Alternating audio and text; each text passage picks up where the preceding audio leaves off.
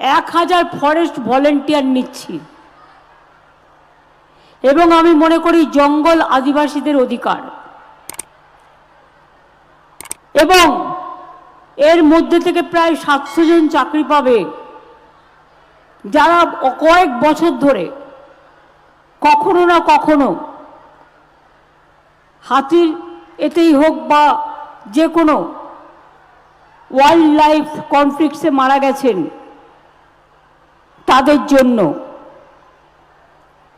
তারা 12,000 টাকা করে পার মান্থ মাইনে পাবেন 60 বছর বয়স পর্যন্ত।